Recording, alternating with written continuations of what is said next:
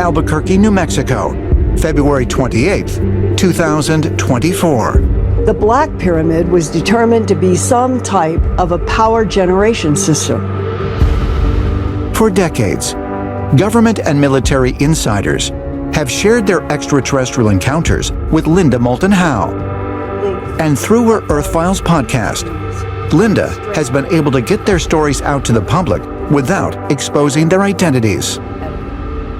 A man who heard my July 2012 Coast to Coast AM broadcast about the underground Dark Pyramid in Alaska called and told me that his once military pilot father had secretly flown in a civilian Huey helicopter to the underground pyramid site between Nome and Mount Denali.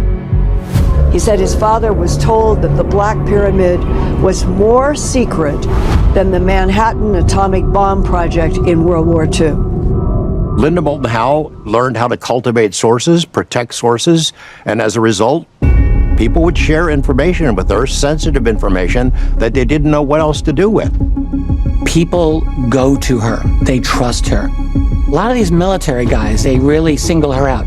They know she's very, very smart, very dogged in her persistence, and she will track a story down to its conclusion. I have had so many people who have come to me from military backgrounds, from classified backgrounds, and they had to show me IDs because I've made that clear. If you want to talk to me from a military point of view, you must at least show me a DD-214 and ID. Linda has gained incredible insight from the whistleblowers who have shared their stories with her over the years. And in one instance, the account of a military insider led to the discovery of a previously unknown phenomenon.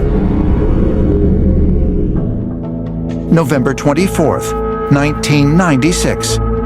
In a regular half-hour science segment on Art Bell's Dreamland, Linda conducts an interview with former Air Force First Lieutenant Robert Solis, who tells an incredible story.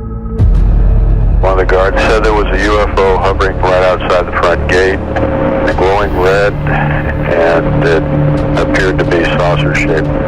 And he wanted to know what to do. He was frightened. Solis was stationed at the Malmstrom Air Force Base in Montana and was in charge of a launch control facility when on March 24, 1967, multiple Air Force personnel witnessed a large UFO appear over the Minuteman missile system.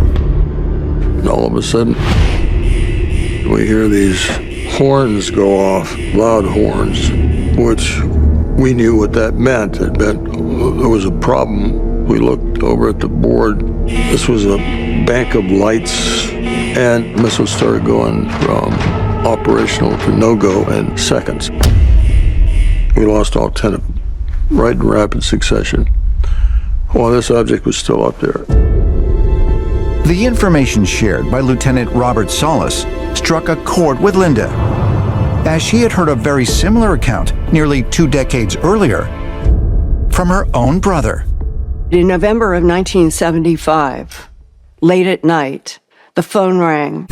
It was my brother, who was in the U.S. Air Force, stationed at Malmstrom Air Force Base in Montana, on a Minuteman missile site. Everybody, including him, see 300 feet diameter, estimated, orange fluorescent light. It was right over one of the Minuteman missiles. So, I have that as a personal experience with my own brother.